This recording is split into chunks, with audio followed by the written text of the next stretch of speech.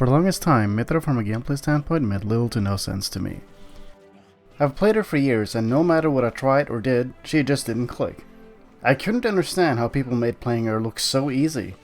And I know there's plenty of people out there who feel similarly. They have so much fun playing Pyra, but when it's time to switch, everything starts to fall apart and it just doesn't feel good.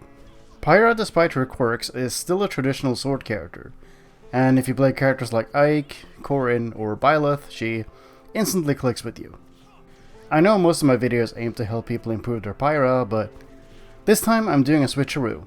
This video is for the people who just cannot make heads or tails with how to play Mythra and is in desperate need of help. My findings may not be anything definitive, but I'm hoping that this can help shed some light at the very least. Get it?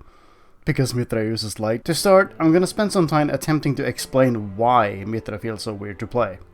The elephant in the room would be her movement speed. She's the fastest sword character in Smash Bros. To date, if you don't count Speed Shulk, I guess. But despite that, she has the frame data of someone like Roy or Corin. You see, since her inclusion, people have loved to compare Mythra to Sheik. You know, she's Sheik, with a sword. In reality, however, that's just a surface level comparison. What separates them is that Sheik has several moves that are so safe on shield you can't do anything about them. Mythra doesn't have anything like that. Contrary to popular belief, majority of her attacks aren't safe on shield, but I'll get into that in a bit.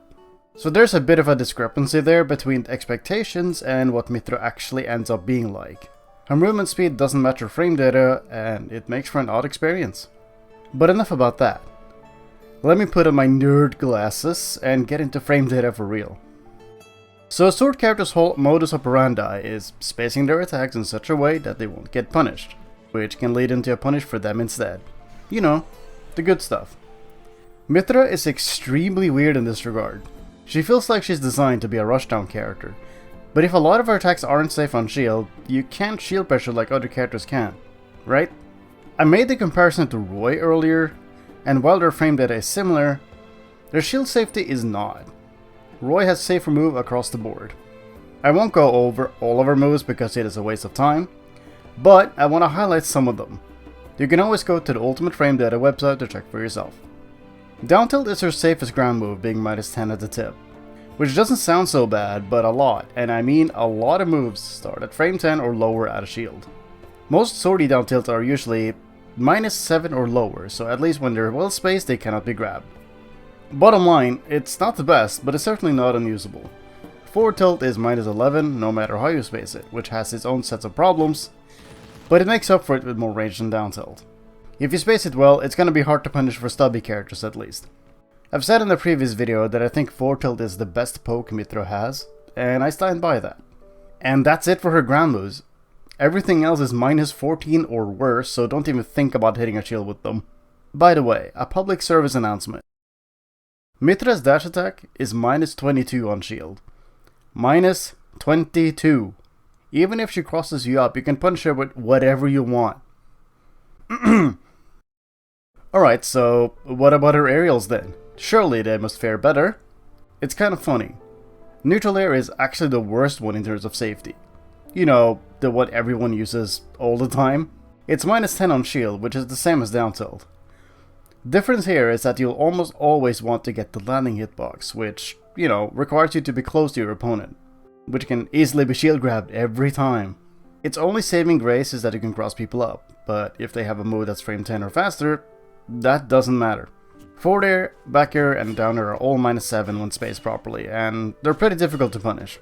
At least you can avoid being grabbed most of the time. Up air is just dumb, as it is for most swordies. It's -5 on shield, so you can do practically whatever you want afterwards. So hey, would you look at that? It's not all bad. But if your ground moves aren't safe enough to be thrown out, you have to resort to aerials, right? The astute viewer might already know what I'm getting at. Remember Ike? The character that was giving everyone a run for their money in the early stages of Ultimate?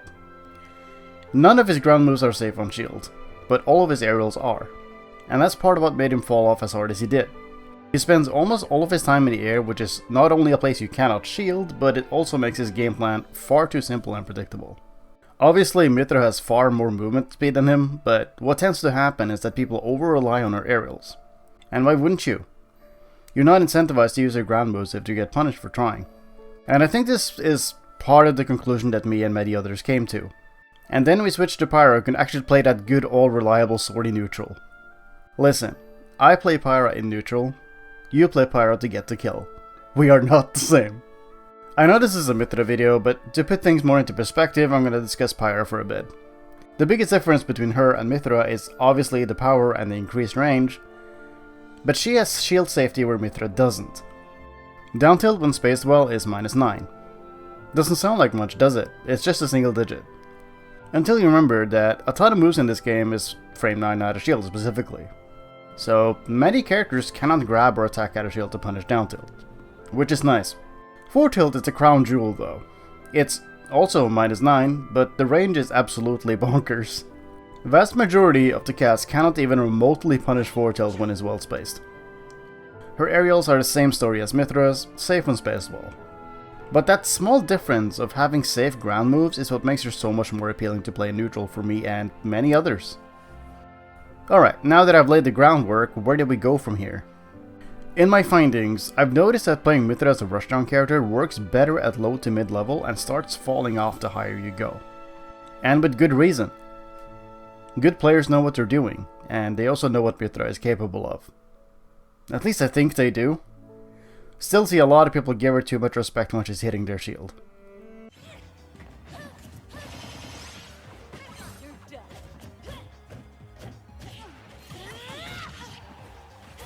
Trying to think, what could I have done there? Getting hit by all that. I mean, I could have angled my shield down, I suppose. But I digress. If the rushdown playstyle doesn't work, you gotta try something else, right? A different approach. I'm just gonna come out and say it.